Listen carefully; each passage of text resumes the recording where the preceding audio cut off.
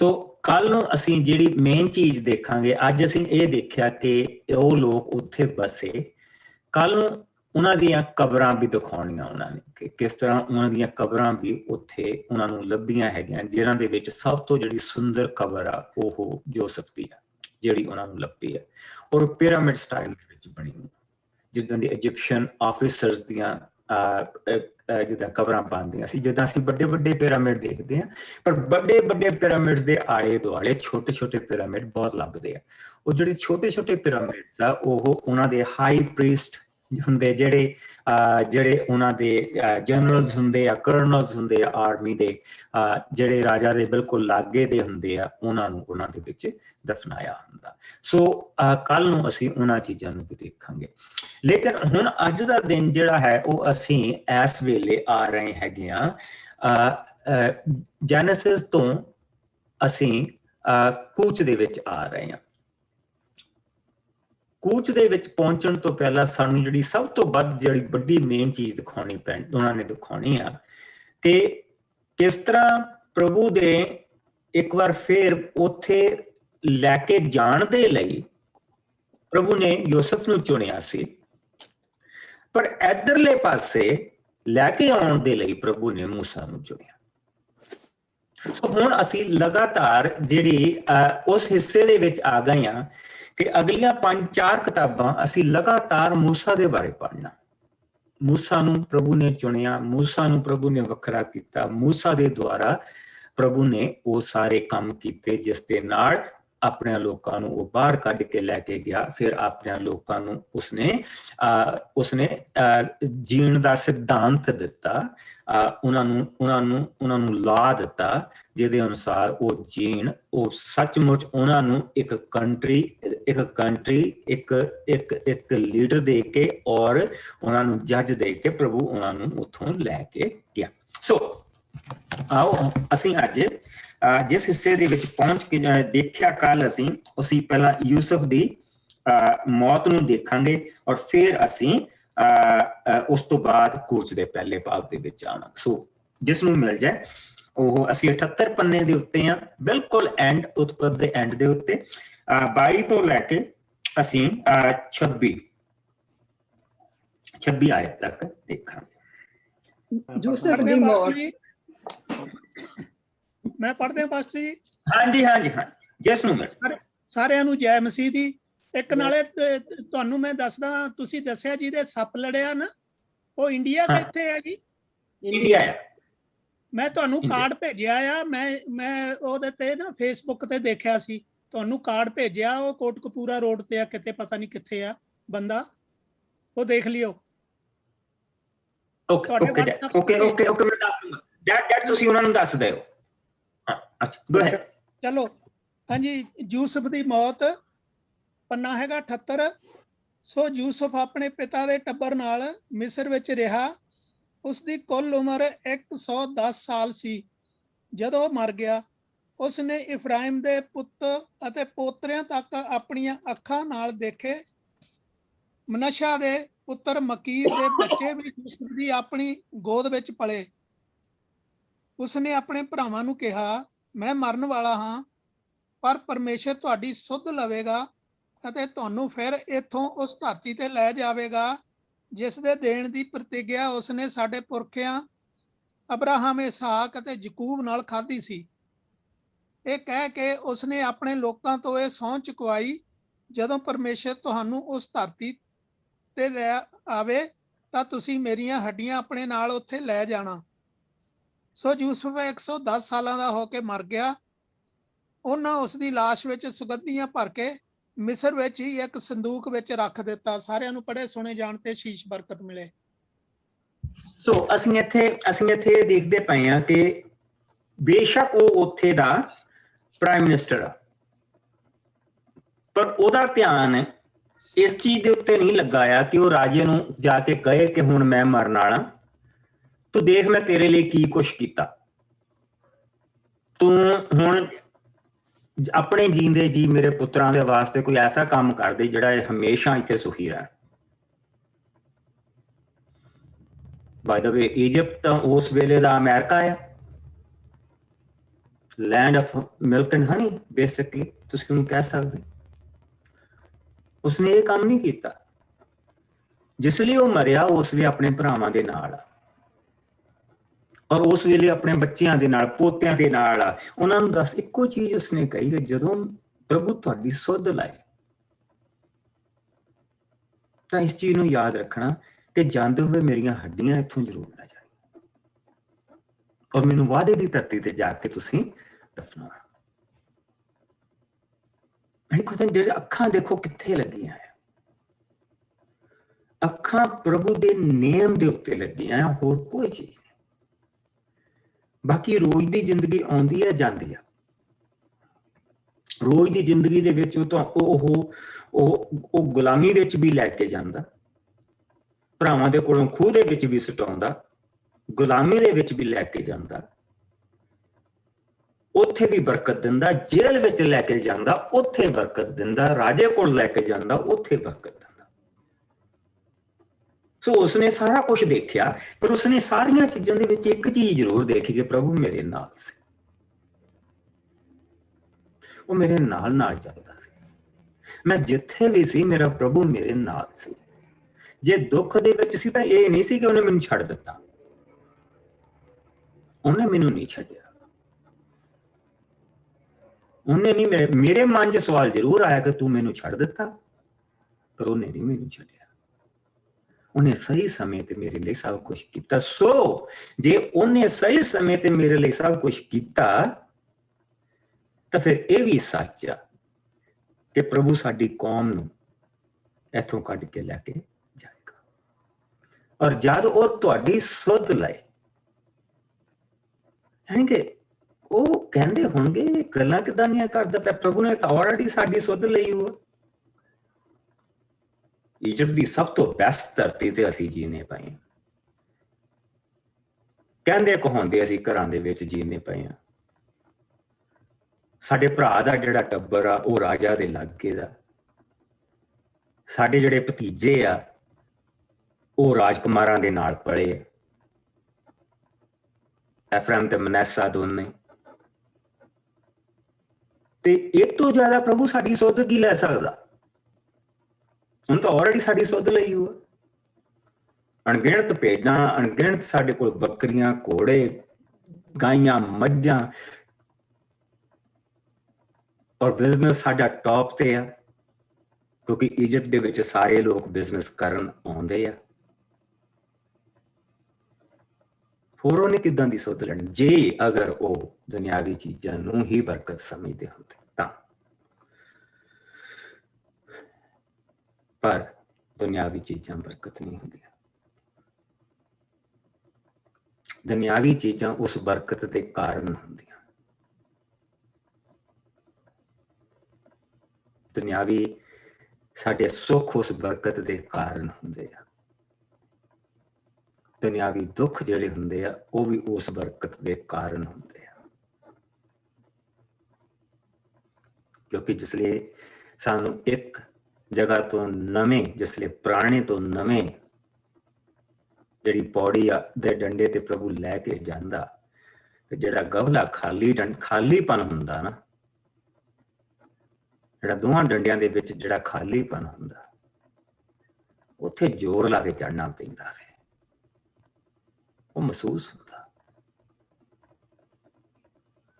ਇਸੇ ਤਰ੍ਹਾਂ ਜਿਸ ਤਰ੍ਹਾਂ ਸਾਨੂੰ ਇੱਕ ਕਦਮ ਤੋਂ ਥੱਲੇਲੇ ਡੰਡੇ ਤੋਂ ਪ੍ਰਭੂ ਅਗਲੇ ਡੰਡੇ ਦੇ ਵਿੱਚ ਲੈ ਕੇ ਜਾਣ ਦਾ ਜਿਹੜਾ ਵਿਚਲਾ ਸਮਾਂ ਹੁੰਦਾ ਉਹ ਦੁੱਖ ਦਾ ਹੁੰਦਾ।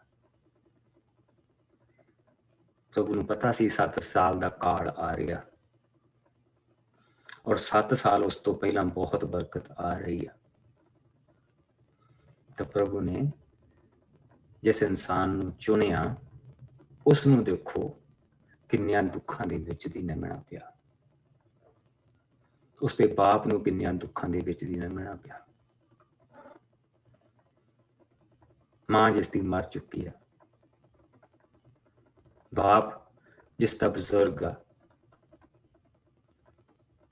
ਔਰ ਭਰਾ ਉਸ ਨੂੰ ਆ ਕੇ ਦੱਸਦੇ ਪਏ ਕਿ ਤੇਰਾ ਜਿਹੜਾ ਆਹ ਕੱਪੜਾ ਤੂੰ ਪਛਾਣਦਾ, ਜਿੱਦਾਂ ਉਹਨਾਂ ਨੂੰ ਪਤਾ ਨਹੀਂ ਹੁੰਦਾ। ਕੱਪੜਾ ਤੂੰ ਪਛਾਣਦਾ? ਹਾਂ ਮੈਂ ਪਛਾਣਦਾ, ਤੇ ਮੇਰੇ ਪੁੱਤਰ ਦੇ ਮੈਂ ਤਾਂ ਉਹਨੂੰ ਦਿੱਤਾ ਸੀ। ਸਾਨੂੰ ਰਸਤੇ ਦੇ ਵਿੱਚ ਮਿਲਿਆ। ਇਸ ਤੋਂ ਵੱਡਾ ਦੁੱਖ ਹੋਰ ਕੀ ਹੋ ਸਕਦਾ। ਉਹ ਪੁੱਤਰ ਜੋ ਬਾਪ ਦੇ ਲਈ ਉਸ ਪਤਨੀ ਤੋਂ ਪੈਦਾ ਹੋਇਆ ਜਿਸ ਨੂੰ ਉਹ ਬਹੁਤ ਪਿਆਰ ਕਰਦਾ ਸੀ, ਔਰ ਉਹ ਆਪ ਕਹਿੰਦੀ ਹੈ ਕਿ ਹਾਂ ਇਹ ਤੋਂ ਪਹਿਲਾਂ ਜ਼ਰੂਰ ਸੀਗਾ ਤੂੰ ਮੈਨੂੰ ਪਿਆਰ ਕਰਦਾ ਸੀ, ਹੁਣ ਮੈਂ ਨੰਬਰ 2 ਤੇ ਹਾਂ, ਹੁਣ ਤੂੰ ਯੂਸਫ ਨੂੰ ਬਹੁਤ ਪਿਆਰ ਕਰਦਾ। ਉਸ ਬਾਪ ਤੇ ਕੀ ਗੁਜ਼ਰਦੀ ਹੋਵੇਗੀ। ਉਹ ਜਿਹੜਾ ਰਾਜਕੁਮਾਰਾਂ ਵਾਂਗੂ ਪੜਿਆ ਆਪਣੇ ਬਾਪ ਦੇ ਘਰ, ਜੰਮਦੇ ਨੂੰ ਚੌਧਰ ਦਿੱਤੀ ਉਸੇ, ਔਰ ਜਿਸ ਲਈ ਉਹਦੇ ਗੁੱਟਾਂ ਨੂੰ ਰੱਸੀ ਪਾ ਕੇ ਲੈ ਕੇ ਜਾ ਰਿਹਾ ਸੀ, ਔਰ ਜਿਸ ਲਈ ਉਹਦੀ ਬੋਲੀ ਪੈ ਰਹੀ ਸੀ, ਕੀ ਉਹਦੇ ਮਨ ਤੇ ਚੱਲਦੀ ਹੋਏਗੀ। ਪ੍ਰਭੂ ਨੇ ਬਰਕਤ ਦਿੱਤੀ, ਸੋਚਦਾ ਹੋਗਾ ਚਲੋ ਪ੍ਰਭੂ ਨੇ ਬਰਕਤ ਦਿੱਤੀ, ਮੈਂ ਪੋਟੀਫਰ ਦੇ ਘਰ ਦਾ ਜਿਹੜਾ ਇੱਥੇ ਦਾ ਬੇਸਿਕਲੀ ਹੋਮ ਮਿਨਿਸਟਰ ਆ, ਮੈਂ ਉਹਦੇ ਘਰ ਘਾਟ ਨੂੰ ਸੰਭਾਲਣ ਲਈ ਪ੍ਰਭੂ ਨੇ ਮੈਨੂੰ ਉੱਚਾ ਚੁੱਕਿਆ। ਪਰ ਐਸਾ ਇਲਜ਼ਾਮ ਲੱਗਾ ਕਿ ਜੇਲ੍ਹ ਦੇ ਵਿੱਚ ਚਲਾ ਗਿਆ।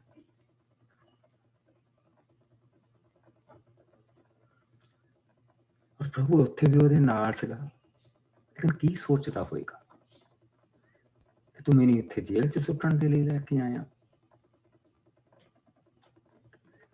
ਸੋ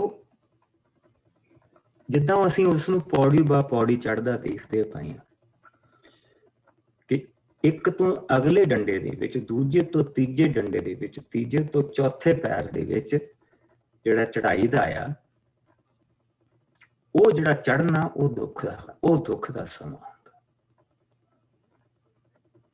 ਉਹ ਦੁੱਖ ਦਾ ਸਮਾਂ। ਔਰ ਉਸ ਸਮੇਂ ਦੇ ਵਿੱਚ ਸਾਨੂੰ ਇਸ ਚੀਜ਼ ਦੇ ਲਈ ਸਮਝ ਜਾਣਾ ਚਾਹੀਦਾ ਕਿ ਪਿਆਰੇ ਪ੍ਰਭੂ ਜਿਸ ਲਈ ਉਸ ਡੰਡੇ ਤੇ ਖੜੇ ਹੋ ਜਾਣਾ ਜਾ ਕੇ ਅਗਲੇ ਤੇ, ਉਹ ਬਰਕਤ ਦਾ ਸਮਾਂ। ਇਹ ਅਸੀਂ ਦੇਖਿਆ ਸੀ ਯੂਸਫ ਦੇ ਵਿੱਚ, ਉਹਦੇ ਨਾਲ ਜੋ ਹੋ ਰਿਹਾ ਇੱਕ ਬੰਦੇ ਨਾਲ। ਹੁਣ ਅਸੀਂ ਦੇਖਣਾ ਕਿ ਇਹ ਚੀਜ਼ਾਂ ਕੌਮ ਦੇ ਨਾਲ ਹੋ ਰਹੀਆਂ। ਸੋ ਪ੍ਰਭੂ ਨੇ ਜਿਹੜਾ ਉਹਨਾਂ ਨੂੰ ਸਿਖਾਇਆ, ਉਸਨੇ ਇੱਕ ਬੰਦੇ ਦੇ ਨਾਲ ਸਿਖਾਇਆ ਕਿ ਯੂਸਫ ਨੂੰ ਮੈਂ ਕਿੱਦਾਂ ਲੈ ਕੇ ਗਿਆ। ਔਰ ਹੁਣ ਜਿਹੜਾ ਉਹ ਟ੍ਰਾਂਸਲੇਸ਼ਨ ਹੋਣੀ ਹੈ, ਉਸਦੀ ਐਪਲੀਕੇਸ਼ਨ ਜਿਹੜੀ ਹੋਣੀ ਉਹ ਪੂਰੀ ਦੀ ਪੂਰੀ ਕੌਮ ਤੇ ਹੋਣੀ ਹੈ, ਵੱਡੇ ਰੂਪ ਦੇ ਵਿੱਚ ਹੋਣੀ ਹੈ। ਸੋ ਹੁਣ ਜਿਸ ਲਈ ਅਸੀਂ ਉਤਪਤ ਦੇ ਵਿੱਚੋਂ ਨਿਕਲ ਕੇ, ਜੋ ਕਿ 4 ਬਜ਼ੁਰਗਿਆਂ ਦਾ, ਅਸੀਂ ਇੱਥੇ 4 ਬਜ਼ੁਰਗੇ ਦੇਖਦੇ ਹਾਂ ਜਿਹੜੇ ਮੇਨ, ਔਰ ਉਹਨਾਂ 4 ਬਜ਼ੁਰਗਿਆਂ ਦੇ ਵਿੱਚ ਅਬਰਾਹਮ, ਔਰ ਉਸ ਤੋਂ ਬਾਅਦ ਉਸਦਾ ਬੇਟਾ ਇਸਹਾਕ, ਯਾਕੂਬ ਜਿਸ ਦਾ ਨਾਮ ਬਦਲਿਆ ਗਿਆ ਇਜ਼ਰਾइल, ਔਰ ਯੂਸਫ। ਔਰ ਹੁਣ ਅਸੀਂ ਜਿੱਥੇ ਆ ਗਏ ਹਾਂ, ਹੁਣ ਮੂਸਾ ਦੇ ਨਾਲ ਹੁਣ ਅਸੀਂ ਲਾਅ ਦੇ ਵਿੱਚ ਦਾਖਲ ਹੋ ਚੁੱਕੇ ਹਾਂ, ਜਿਹੜਾ ਉਹਨਾਂ ਨੂੰ ਜੀਵਨ ਦੇ ਸੰਬੰਧੀ ਇੱਕ ਕੰਟਰੀ, ਇੱਕ ਲੀਡਰ, ਔਰ ਇੱਕ ਕੰਟਰੀ ਦੇ ਵਿੱਚ, ਮੁਲਕ ਦੇ ਵਿੱਚ ਲਾਅ ਕਿਹੜੇ ਹੁੰਦੇ ਜਿਨ੍ਹਾਂ ਦੇ ਅੰਡਰ ਉਹਨਾਂ ਨੂੰ ਰਹਿਣਾ ਪੈਣਾ, ਔਰ ਪ੍ਰਭੂ ਆਪ ਉਹਨਾਂ ਦਾ ਰਾਜਾ ਆ। ਪ੍ਰਭੂ ਆਪ ਉਹਨਾਂ ਦਾ ਰਾਜਾ ਆ। ਸੋ ਪ੍ਰਭੂ ਨੇ ਬੇਸਿਕਲੀ ਉਹਨਾਂ ਨੂੰ ਸੰਵਿਧਾਨ ਦੇਣਾ, ਔਰ ਉਸ ਸੰਵਿਧਾਨ ਦੇ ਵਿੱਚ ਉਹਨਾਂ ਨੇ ਕਿੱਦਾਂ ਜੀਣਾ। ਲੇਕਿਨ ਇੱਥੋਂ ਉੱਥੇ ਪਹੁੰਚਣ ਤੱਕ ਹੁਣ ਉਹਨਾਂ ਨੇ ਆਲਮੋਸਟ 70 ਸਾਲ ਮਜ਼ੇ ਦੇ ਕੱਟੇ, ਸਾਰੇ ਪਹੁੰਚੇ ਉਹਨਾਂ ਦੇ ਘੇਰੇ ਦੇ ਵਿੱਚ ਸੀ। ਲੇਕਿਨ ਆਉਣ ਵਾਲੇ ਸਮੇਂ ਦੇ ਵਿੱਚ ਉਹਨਾਂ ਨੂੰ ਹੁਣ ਦੁੱਖ ਦਾ ਸਮਾਂ ਆ ਰਿਹਾ। ਉਹਨਾਂ ਦੇ ਉੱਤੇ 120 ਸਾਲ, 3 ਪੀੜ੍ਹੀਆਂ ਹੁਣ ਦੁੱਖ ਦੀਆਂ ਹੋਈਆਂ।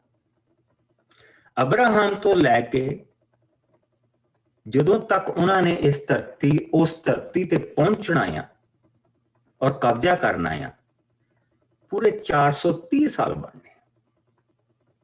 ਜਦੋਂ ਪ੍ਰਭੂ ਅਬਰਾਹਮ ਨੂੰ ਲੈ ਕੇ ਤੁਰਿਆ ਸੀ, ਉਦੋਂ ਤੋਂ ਲੈ ਕੇ ਜਦੋਂ ਤੱਕ ਉਹਨਾਂ ਨੇ ਧਰਤੀ ਦੇ ਉੱਤੇ ਕਬਜ਼ਾ ਕਰਨਾ, ਪੂਰੇ 430 ਸਾਲ ਉਹਨਾਂ ਨੂੰ ਲੱਗੇ। 430 ਸਾਲ ਕਿਉਂ? 12ਵੇਂ ਭਾਗ ਤੋਂ ਲੈ ਕੇ ਉੱਥੇ ਤੱਕ 430 ਸਾਲ ਕਿਉਂ? ਕਿਉਂਕਿ 25 ਸਾਲਾਂ ਬਾਅਦ ਇਸਹਾਕ ਹੋਇਆ ਸੀ, ਔਰ ਇਸਹਾਕ ਦੇ ਜਨਮ ਤੋਂ ਪਹਿਲਾਂ ਪ੍ਰਭੂ ਨੇ ਉਸ ਦੇ ਨਾਲ ਨੇਮ ਬੰਨਿਆ ਸੀ। 5 ਸਾਲ ਪਹਿਲਾਂ ਪ੍ਰਭੂ ਨੇ ਉਸ ਦੇ ਨਾਲ ਨੇਮ ਬੰਨਿਆ ਸੀ। ਉਸ ਨੇਮ ਤੋਂ ਫਿਰ ਇਸਹਾਕ ਪੈਦਾ ਹੋਇਆ ਸੀ। ਸੋ ਅਸੀਂ ਇਹਨਾਂ ਸਾਲਾਂ ਨੂੰ ਅਸੀਂ ਕੱਲ ਨੂੰ ਦੇਖਾਂਗੇ, ਲੇਕਿਨ ਆਓ ਅਸੀਂ ਕੂਚ ਦੇ ਵਿੱਚ ਚੱਲੀਏ ਔਰ ਕੂਚ ਦੇ ਵਿੱਚ ਦੇਖੀਏ ਕਿ ਕਿਸ ਤਰ੍ਹਾਂ ਹੁਣ ਉਹ ਜਿਸਲੇ ਉਸਨੇ ਕੌਮ ਨੂੰ ਇੱਕ ਤੋਂ ਦੂਜੇ ਪੈੜ ਤੇ ਲੈ ਕੇ ਜਾਣਾ, ਜਿਹੜਾ ਵਿਚਲਾ ਸਮਾਂ ਆ, ਇਹ ਪੌੜੀਆਂ ਦੇ ਵਿਚਲਾ ਜਿਹੜਾ ਗਵਲਾ ਸਮਾਂ ਆ, ਉਹ ਹੁਣ ਕਿੱਦਾਂ ਦੁੱਖ ਦਾ ਸਮਾਂ ਆਉਣਾ, ਔਰ ਫਿਰ ਪ੍ਰਭੂ ਦੀ ਹਜ਼ੂਰੀ ਦਾ ਸਮਾਂ ਆਉਣਾ, ਫਿਰ ਉਸਦੇ ਆਨੰਦ ਦਾ ਸਮਾਂ ਆਉਣਾ, ਔਰ ਫਿਰ ਉਹ ਕੌਮ ਨੇ ਜਾ ਕੇ ਕਿੱਦਾਂ ਉਹਨਾਂ ਚੋਂ ਰਾਜੇ ਪੈਦਾ ਹੋਣੇ ਆ। ਸੋ ਉਹਨਾਂ ਸਾਰੀਆਂ ਚੀਜ਼ਾਂ ਨੂੰ ਜੋ ਉਸਦੇ ਨਾਲ ਪ੍ਰਭੂ ਨੇ ਵਾਅਦੇ ਕੀਤੇ ਹੋਆ, ਉਹ ਅਸੀਂ ਸਾਰੇ ਪੂਰੇ ਹੁੰਦੇ ਦੇਖਣੇ ਆ। ਜੋ ਬਰਕਤਾਂ ਮਿਲੀਆਂ ਆ, ਉਹ ਸਾਰੀਆਂ ਪੂਰੀਆਂ ਹੁੰਦੀਆਂ ਦੇਖਣੀਆਂ। ਜੋ ਕਿਸੇ ਨੂੰ ਸਰਾਫ ਮਿਲਿਓ ਆ, ਉਹ ਸਾਰੇ ਪੂਰੇ ਹੁੰਦੇ ਦੇਖਣੇ ਆ। ਸੋ ਆਓ ਅਸੀਂ ਪਹਿਲੇ ਚੈਪਟਰ ਦੇ ਵਿੱਚ ਚੱਲੀਏ ਕੂਚ ਦੇ। ਅਸੀਂ ਇਸ ਦੀ ਇੱਕ ਆਇਤ ਤੋਂ ਲੈ ਕੇ ਅਸੀਂ ਪਹਿਲੀਆਂ 7 ਆਇਤਾਂ ਦੇਖੀਏ, ਜਿਸ ਨੂੰ ਮੈਂ ਪੜ੍ਹਨੇ ਮਾਸਟਰ ਜੀ। ਇਜ਼ਰਾਈਲ ਲੋਕਾਂ ਤੇ ਅਤਿਆਚਾਰ। ਯਕੂਬ ਦੇ ਪੁੱਤਰ ਜੋ ਉਸ ਦੇ ਨਾਲ ਆਪਣੇ ਟੱਬਰਾਂ ਸਮੇਤ ਆਏ ਸਨ, ਉਹਨਾਂ ਦੇ ਨਾਂ ਇਹ ਹਨ: ਰਊਬੇਨ, ਸਮੌਨ, ਲੇਵੀ, ਯਹੂਦਾ, ਜਸਕਾ, ਜਬਲੂਨ, ਬਿਨਯਾਮੀਨ, ਦਾਨ, ਨਫਤਾਲੀ, ਗਾਦ ਅਤੇ ਅਸ਼ੇਰ। ਯਕੂਬ ਦੇ ਸਾਰੇ ਟੱਬਰ ਦੀ ਸਾਰੀ ਗਿਣਤੀ 70 ਸੀ ਜੋ ਉਸ ਦੇ ਨਾਲ ਆਇਆ ਸੀ। ਯੂਸਫ ਪਹਿਲਾਂ ਹੀ ਮਿਸਰ ਵਿੱਚ ਸੀ। ਫਿਰ ਇੱਕ ਸਮਾਂ ਇਹ ਵੀ ਆਇਆ ਕਿ ਜਦੋਂ ਯੂਸਫ ਅਤੇ ਉਸਦੇ ਭਰਾਵਾਂ ਦੀ ਸਾਰੀ ਪੀੜ੍ਹੀ ਖਤਮ ਹੋ ਗਈ, ਪਰ ਉਹਨਾਂ ਦੀ ਸੰਤਾਨ ਅਰਥਾਤ ਇਜ਼ਰਾਈਲੀਆਂ ਦੀ ਗਿਣਤੀ ਬਹੁਤ ਵੱਧ ਗਈ, ਜੋ ਮਿਸਰ ਭਰ ਵਿੱਚ ਫੈਲ ਗਈ ਸੀ। ਉਹ ਸ਼ਕਤੀਸ਼ਾਲੀ ਵੀ ਸਨ। ਤਬ ਇੱਥੇ ਤੱਕ ਮੇਰੀ ਪਿਆਰੀ ਸੋ ਜਿਸ ਵੇਲੇ ਉਸਨੇ ਕੂਚ ਦਾ ਪਹਿਲਾ ਭਾਗ ਸ਼ੁਰੂ ਕੀਤਾ ਆ, ਤੇ ਕੂਚ ਦਾ ਪਹਿਲਾ ਭਾਗ ਉਹ ਸਾਨੂੰ ਬੇਸਿਕਲੀ ਉਤਪਤ ਦੇ 46ਵੇਂ ਭਾਗ ਤੇ ਲੈ ਗਿਆ। ਉਤਪਤ ਦੇ 46ਵੇਂ ਭਾਗ ਦੇ ਵਿੱਚ ਯਾਕੂਬ ਆਪਣੀ ਸਾਰੀ ਸੰਤਾਨ ਨੂੰ ਲੈ ਕੇ ਔਰ ਕੰਪਲੀਟਲੀ ਜਿਹੜੇ ਆਏ ਸਨ ਉਹਦੇ ਨਾਲ ਆਏ ਸੀ, ਔਰ ਯੂਸਫ ਜੋ ਇੱਧਰ ਬੈਠਾ ਸੀ, ਉਹਨਾਂ ਸਾਰਿਆਂ ਦੀ ਟੋਟਲ ਗਿਣਤੀ 70 ਸੀ, ਔਰ 70 ਦੇ ਨਾਲ ਉਹ ਆਇਆ ਸੀ। ਸੋ 1675 ਦੇ ਵਿੱਚ ਉਸਨੇ ਮਸੀਹ ਦੇ ਆਉਣ ਤੋਂ 1675-1676 ਦੇ ਵਿੱਚ ਉਸਨੇ ਆਪਣੀ ਯਾਤਰਾ ਸ਼ੁਰੂ ਕੀਤੀ ਸੀ। ਔਰ ਜਦੋਂ ਤੱਕ ਉਹਨਾਂ ਦੇ ਸਾਰੇ ਭਰਾ ਵਗੈਰਾ ਜਿਹੜੀਆਂ ਸੰਤਾਨਾਂ, ਜਿਨ੍ਹਾਂ ਨੇ ਉਹ ਸਮਾਂ ਦੇਖਿਆ ਸੀ ਜਦੋਂ ਉੱਥੋਂ ਤੁਰੇ ਸੀਗੇ, ਔਰ ਹੁਣ ਜਿਹੜੀ ਸੰਤਾਨ ਆ, ਉਹਨਾਂ ਦੀ ਸੰਤਾਨਾਂ ਦੀਆਂ ਸੰਤਾਨਾਂ ਜਿਹੜੀਆਂ ਵੱਧਦੀਆਂ ਪਈਆਂ, ਗਿਣਤੀ ਉਹਨਾਂ ਦੀ ਵੱਧਦੀ ਪਈ ਹੈ, ਔਰ ਉਹਨਾਂ ਦੀ ਗਿਣਤੀ ਬੇਸਿਕਲੀ ਸਾਰੀ ਮਿਸਰ ਦੇ ਵਿੱਚ ਫੈਲ ਗਏ, ਸਾਰੇ ਮਿਸਰ ਦੇ ਵਿੱਚ ਫੈਲ ਗਏ। ਔਰ ਇਹ 1542 ਦਾ ਸਮਾਂ ਹੈ। 1542 ਤੱਕ, ਯਾਨੀ ਕਿ 1675 ਦੇ ਵਿੱਚ ਉਹ ਆਏ ਸੀ। 1675 ਦੇ ਵਿੱਚ ਉਹ ਆਏ ਸੀ। 1542 ਦੇ ਵਿੱਚ ਸਾਰੀਆਂ ਚੀਜ਼ਾਂ ਹੁੰਦੀਆਂ ਪਈਆਂ। ਤਾਂ ਅਸੀਂ ਅਗਰ ਦੇਖੀਏ ਤਾਂ ਉਹਨਾਂ ਨੂੰ 133 ਸਾਲ ਹੁਣ ਇੱਥੇ ਹੋ ਚੁੱਕੇ ਆਇਆ, ਔਰ 133 ਸਾਲਾਂ ਬਾਅਦ ਜਿਹੜੀ ਡਾਇਨੈਸਟੀ ਆ ਉੱਥੇ ਦੀ, ਉਹ ਬਦਲ ਗਈ। ਜਿਹੜੇ ਪਹਿਲੇ ਰਾਜੇ ਜਿਹੜੇ ਚੱਲਦੇ ਆ ਰਹੇ ਸੀ ਕਿ ਇੱਕ ਤੋਂ ਬਾਅਦ ਦੂਜਾ, ਦੂਜੇ ਤੋਂ ਬਾਅਦ ਤੀਜਾ, ਔਰ ਜਿਹੜਾ ਅਖੀਰ ਦੇ ਵਿੱਚ ਉਹ ਕੁਣਵੇ ਦੇ ਵਿੱਚੋਂ ਜਿੱਦਾਂ ਰਾਜਾ ਸੀ, ਜਿੱਦਾਂ ਹੁਣ ਅਸੀਂ ਕਹਿ ਲਈਏ ਕਿ ਬੇਸਿਕਲੀ ਜਿੱਦਾਂ ਹੁਣ ਅਸੀਂ ਕਹਿ ਲਈਏ ਕਿ ਮਹਾਰਾਜਾ ਰਣਜੀਤ ਸਿੰਘ ਤੋਂ ਬਾਅਦ, ਉਹਦੇ ਪੁੱਤਰ ਦੀ ਮੌਤ ਤੋਂ ਬਾਅਦ ਮਹਾਰਾਜਾ ਪਟਿਆਲਾ ਨੇ ਸਾਰੇ ਨੇ ਰਾਜ ਸੰਭਾਲ ਲਿਆ। ਸੋ ਇਸ ਤੋਂ ਪਹਿਲਾਂ ਰਣਜੀਤ ਸਿੰਘ ਦੇ ਸੀਗੇ, ਤੇ ਹੁਣ ਪਟਿਆਲੇ ਵਾਲੇ ਦੀ ਗੱਦੀਆਂ ਚੱਲ ਪਈਆਂ। Basically that's what it is। ਉਹ ਕੁਣਬਾ ਬਦਲ ਗਿਆ। ਜਿਹੜਾ ਰੈਮਸੇਸ ਸੀਗੇ ਉਹ ਬੇਸਿਕਲੀ ਉਸ ਰਾਜੇ ਦਾ ਜਨਰਲ ਸੀਗਾ, ਔਰ ਉਹ ਜਿਹੜਾ ਉਹਨਾਂ ਦਾ ਬਜ਼ੁਰਗਾ ਸੀਗਾ, ਉਹ ਜਿਹੜਾ ਨਵਾਂ ਰਾਜਾ ਬੈਠਾ ਸੀ ਉਹਦੀ ਉਮਰ ਬਹੁਤ ਜ਼ਿਆਦਾ ਛੋਟੀ ਸੀ। ਸੋ ਰੈਮਸੇਸ ਦੇ ਬਜ਼ੁਰਗਾਂ ਨੇ, ਜਿਹੜਾ ਪਹਿਲਾ ਰੈਮਸੇਸ ਦਾ ਵਨ ਸੀ, ਉਸਨੇ ਉਹ ਬੱਚੇ ਨੂੰ ਮਾਰ ਕੇ ਤਾਂ ਉਸਨੇ ਰਾਜਗੱਦੀ ਦੇ ਉੱਤੇ ਕਬਜ਼ਾ ਕਰ ਲਿਆ, ਔਰ ਜਿਸ ਦੇ ਨਾਲ ਜਿਨ੍ਹਾਂ ਦੀਆਂ ਅੱਖਾਂ ਦੇ ਇਹ ਤਾਰੇ ਸੀਗੇ, ਹੀਬਰੂ ਲੋਕ ਔਰ ਯਾਕੂਬ ਦੀ ਸੰਤਾਨ, ਉਹਨਾਂ ਨੂੰ ਚੇਤੇ ਸੀ ਕਿ ਇਹਨਾਂ ਨੇ ਸਾਡੇ ਨਾਲ ਕੀ ਕੁਛ ਕੀਤਾ, ਪਰ ਰੈਮਸੇਸ ਨੂੰ ਨਹੀਂ ਚੇਤੇ ਸੀ। ਉਹਨਾਂ ਨੂੰ ਨਹੀਂ ਸੀ ਇਹਨਾਂ ਚੀਜ਼ਾਂ ਦੇ ਨਾਲ ਮਤਲਬ, ਉਹਨਾਂ ਤਾਂ ਆਪਣਾ ਰਾਜ ਸਥਾਪਿਤ ਕਰਨਾ ਸੀ ਹੁਣ, ਔਰ ਜਿਹੜਾ ਵੀ ਰਸਤੇ ਦੇ ਵਿੱਚ ਆ ਸਕਦਾ ਸੀ ਉਹਨਾਂ ਨੂੰ ਨੱਪਣਾ ਸੀ। ਸੋ ਜਿਸ ਵੇਲੇ ਡਾਇਨੈਸਟੀ ਚੇਂਜ ਹੋ ਗਈ ਔਰ ਰੈਮਸੇਸ ਦੀ ਜਿਹੜੀ ਡਾਇਨੈਸਟੀ ਉਹ ਸ਼ੁਰੂ ਹੋ ਗਈ, ਤੇ ਜਿਹੜਾ ਸਭ ਤੋਂ ਪਹਿਲਾ ਸੀ ਉਸਨੇ ਇਹਨਾਂ ਨੂੰ ਗੁਲਾਮ ਬਣਾ ਲਿਆ। ਸੋ ਆਓ ਹੁਣ ਅਸੀਂ ਇਸ ਦੀ 1542 ਮਸੀਹ ਦੇ ਆਉਣ ਤੋਂ ਪਹਿਲਾਂ 1542 ਸਾਲ ਤੇ ਅਸੀਂ ਪਹੁੰਚ ਚੁੱਕੇ ਹਾਂ, ਔਰ ਅਸੀਂ 8ਵੀਂ ਆਇਤ ਤੋਂ ਲੈ ਕੇ 22 ਆਇਤ ਤੱਕ ਦੇਖਾਂਗੇ।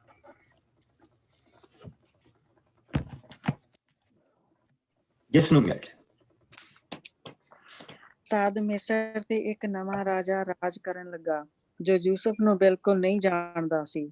ਉਸ ਰਾਜਾ ਨੇ ਆਪਣੇ ਲੋਕਾਂ ਨੂੰ ਕਿਹਾ, ਇਸਰਾਏਲੀ ਲੋਕ ਗਿਣਤੀ ਅਤੇ ਸ਼ਕਤੀ ਵਿੱਚ ਸਾਡੇ ਨਾਲੋਂ ਅੱਗੇ ਵਧਦੇ ਜਾ ਰਹੇ ਹਨ, ਇਸ ਲਈ ਸਾਨੂੰ ਉਹਨਾਂ ਨਾਲ ਕਰੜਾ ਵਰਤਾਓ ਕਰਨਾ ਚਾਹੀਦਾ ਹੈ, ਨਹੀਂ ਤਾਂ ਉਹ ਕਿਸੇ ਵੇਲੇ ਸਾਡੇ ਵਿਰੁੱਧ ਯੁੱਧ ਵਿੱਚ ਸਾਡੇ ਵੈਰੀਆਂ ਨਾਲ ਮਿਲ ਸਕਦੇ ਹਨ ਅਤੇ ਇੱਥੋਂ ਬਚ ਕੇ ਜਾ ਸਕਦੇ ਹਨ। ਇਸ ਲਈ ਰਾਜਾ ਫਿਰੌਨ ਨੇ ਇਸਰਾਏਲੀ ਲੋਕਾਂ ਨੂੰ ਆਪਣੇ ਗੁਦਾਮਾਂ ਲਈ 2 ਨਗਰ ਫਿਤੋਮ ਅਤੇ ਰਾਮਸੇਸ ਬਣਾਉਣ ਲਈ ਲਾ ਦਿੱਤਾ। ਉਹਨਾਂ ਕੋਲੋਂ ਵਗਾਰ ਲੈਣ ਦੇ ਲਈ ਉਹਨਾਂ ਉੱਤੇ ਬਹੁਤ ਸਾਰੇ ਪਹਿਰੇਦਾਰ ਵੀ ਲਾ ਦਿੱਤੇ, ਜਿਨ੍ਹਾਂ ਦੇ ਹੱਥਾਂ ਵਿੱਚ ਕੋਰਡੇ ਸਨ। ਪਰ ਜਿੰਨੀ ਉਹ ਇਸਰਾਏਲੀਆਂ ਤੇ ਕਰੜਾਈ ਕਰਦੇ ਸਨ, ਉਹ ਓਨੇ ਹੀ ਹੋਰ ਵੱਧਦੇ ਜਾ ਰਹੇ ਸਨ ਅਤੇ ਹਰ ਥਾਂ ਫੈਲਦੇ ਜਾ ਰਹੇ ਸਨ। ਮਿਸਰੀ ਉਹਨਾਂ ਕੋਲੋਂ ਭੈ ਖਾਣ ਲੱਗ ਪਏ ਸਨ, ਇਸ ਲਈ ਮਿਸਰੀ ਉਹਨਾਂ ਕੋਲੋਂ ਹਰ ਅਧਿਕ ਸਖਤ ਕੰਮ ਲੈਣ ਲੱਗ ਪਏ ਸਨ।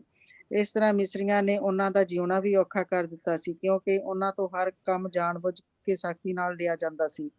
ਤਦ ਮਿਸਰ ਦੇ ਰਾਜਾ ਨੇ 2 ਇਬਰਾਨੀ ਦਾਈਆਂ ਸੁਫਰਾ ਅਤੇ ਫੂਆ ਨੂੰ ਕਿਹਾ, ਜਦੋਂ ਤੁਸੀਂ ਕਿਸੇ ਇਬਰਾਨੀ ਲਈ ਦਾਈ ਦਾ ਕੰਮ ਕਰੋ ਤਾਂ ਜੇਕਰ ਉਸਦੇ ਘਰ ਮੁੰਡਾ ਪੈਦਾ ਹੋਵੇ ਤਾਂ ਉਸਨੂੰ ਜੰਮਦੇ ਹੀ ਮਾਰ ਦੇਵੋ, ਪਰ ਜੇਕਰ ਉਹ ਲੜਕੀ ਹੋਵੇ ਤਾਂ ਉਸਨੂੰ ਜਿਉਂਦੇ ਰਹਿਣ ਦਿਓ। ਪਰ ਦਾਈਆਂ ਪਰਮੇਸ਼ਰ ਤੋਂ ਡਰਦੀਆਂ ਸਨ, ਇਸ ਲਈ ਉਹਨਾਂ ਮਿਸਰ ਦੇ ਰਾਜਾ ਦੀ ਆਗਿਆ ਅਨੁਸਾਰ ਨਾ ਕੀਤਾ, ਸਗੋਂ ਇਬਰਾਨੀਆਂ ਦੇ ਮੁੰਡਿਆਂ ਨੂੰ ਜਿਉਂਦਿਆਂ ਰਹਿਣ ਦਿੱਤਾ। ਸੋ ਮਿਸਰ ਦੇ ਰਾਜਾ ਨੇ ਦਾਈਆਂ ਨੂੰ ਸੱਦ ਕੇ ਪੁੱਛਿਆ, ਤੁਸੀਂ ਇਹ ਕਿਉਂ ਕਰਦੀਆਂ ਹੋ ਅਤੇ ਮੁੰਡਿਆਂ ਨੂੰ ਕਿਉਂ ਜਿਉਂਦੇ ਰਹਿਣ ਦਿੰਦੀਆਂ ਹੋ? ਦਾਈਆਂ ਨੇ ਫਿਰੌਨ ਰਾਜਾ ਨੂੰ ਉੱਤਰ ਦਿੱਤਾ, ਇਬਰਾਨੀ ਔਰਤਾਂ ਮਿਸਰੀ ਔਰਤਾਂ ਵਰਗੀਆਂ ਨਹੀਂ ਹਨ, ਉਹ ਉਹਨਾਂ ਤੋਂ ਅਧਿਕ ਸ਼ਕਤੀਸ਼ਾਲੀ ਹਨ, ਇਸ ਲਈ ਉਹ ਸਾਡੇ ਪਹੁੰਚਣ ਤੋਂ ਪਹਿਲਾਂ ਹੀ ਉਹ ਬੱਚਿਆਂ ਨੂੰ ਜਨਮ ਦੇ ਦਿੰਦੀਆਂ ਹਨ। ਪਰਮੇਸ਼ਰ ਨੇ ਉਹਨਾਂ ਦਾਈਆਂ ਨੂੰ ਵੀ ਬਹੁਤ ਅਸੀਸ ਦਿੱਤੀ ਅਤੇ ਇਸਰਾਏਲੀ ਲੋਕ ਹੋਰ ਗਿਣਤੀ ਅਤੇ ਸ਼ਕਤੀ ਵਿੱਚ ਵੱਧਦੇ ਗਏ। ਪਰਮੇਸ਼ਰ ਨੇ ਉਹਨਾਂ ਦਾਈਆਂ ਦੇ ਟੱਬਰਾਂ ਨੂੰ ਵੀ ਵਧਾਇਆ, ਕਿਉਂਕਿ ਉਹ ਉਸ ਤੋਂ ਡਰਦੀਆਂ ਸਨ।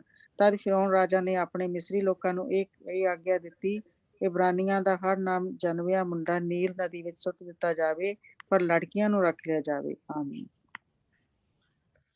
ਸਭ ਤੋਂ ਪਹਿਲਾਂ ਹੁਣ ਅਸੀਂ ਦੇਖਦੇ ਪਏ ਹਾਂ ਕਿ ਕਿਸ ਤਰ੍ਹਾਂ ਉਹ ਡਰਦੇ ਪਏ, ਗਿਣਤੀ ਤੋਂ ਡਰਦੇ ਪਏ। ਇੱਥੋਂ ਸਾਨੂੰ ਇਹ ਪਤਾ ਲੱਗਦਾ ਕਿ ਪ੍ਰਭੂ ਉਹਨਾਂ ਨੂੰ ਇੱਕ ਕੌਮ ਬਣਾਉਣ ਜਾ ਰਿਹਾ। ਪ੍ਰਭੂ ਦਾ ਜਿਹੜਾ ਮੇਨ ਪਰਪਸ ਸੀ, ਉਹਨਾਂ ਨੂੰ ਇੱਕ ਵੱਡੀ ਕੌਮ ਬਣਾਉਣਾ, ਔਰ ਇਸ ਵੱਡੀ ਕੌਮ ਦੇ ਬਣਨ ਦੇ ਰਸਤੇ ਦੇ ਵਿੱਚ ਤੁਸੀਂ ਇੱਥੇ ਦੇਖ ਸਕਦੇ ਆ ਕਿ ਸ਼ੈਤਾਨ ਨੇ ਕਿੱਦਾਂ ਆਪਣੇ ਸਾਰੇ ਪੈਰ ਫਸਾ ਲਏ। ਔਰ ਸਭ ਤੋਂ ਪਹਿਲੀ ਜਿਹੜੀ ਚੀਜ਼ ਸ਼ੈਤਾਨ ਕਿਸੇ ਨੂੰ ਭੁਲਾਉਂਦਾ ਹੁੰਦਾ, ਉਹ ਨੇਕੀ ਭੁਲਾਉਂਦਾ, ਔਰ ਉਸ ਨੇਕੀ ਨੂੰ ਭੁਲਾਉਣ ਦੇ ਲਈ ਦੋ ਧਿਰਾਂ ਉਹਦੇ ਕਬਜ਼ੇ ਦੇ ਵਿੱਚ ਆਉਂਦੀਆਂ। ਇੱਕ ਤਾਂ ਜਿਹਨੇ ਨੇਕੀ ਕੀਤੀ ਹੋਆ ਉਹ ਪਰਮੇਸ਼ਰ ਦੇ ਨਾਲ ਦੁਖੀ ਹੋ ਕੇ ਪਿੱਛੇ ਨੂੰ ਹੋ ਜਾਂਦਾ ਕਿ ਮੈਂ ਨੇਕੀ ਕੀਤੀ ਸੀ ਇਹਦੇ ਨਾਲ ਤੇ ਇਹ ਮੇਰੇ ਨਾਲ ਏਦਾਂ ਕਰਦਾ ਪਿਆ, ਸੋ ਇਹ ਪਰਮੇਸ਼ਰ ਕੀ ਕਰਦਾ ਪਿਆ। ਉਹ ਇਸ ਚੀਜ਼ ਨੂੰ ਨਹੀਂ ਸਮਝਦਾ ਕਿ ਗੱਬੇ ਹੋਰ ਕੌਣ ਕੀ ਕਰਦਾ ਪਿਆ, ਉਹ ਇਹ ਚੀਜ਼ ਨੂੰ ਸਮਝਦਾ ਪਰਮੇਸ਼ਰ ਮੇਰੇ ਨਾਲ ਇਹ ਕਿਉਂ ਕਰਦਾ ਪਿਆ। ਤੇ ਜਿਹੜਾ ਦੂਸਰਾ ਆ ਉਸਨੂੰ ਇਹ ਹੁੰਦਾ ਕਿ ਹੋਰ ਮੈਂ ਆਪਣਾ ਮਤਲਬ ਕਿੱਦਾਂ ਕੱਢ ਸਕਦਾ।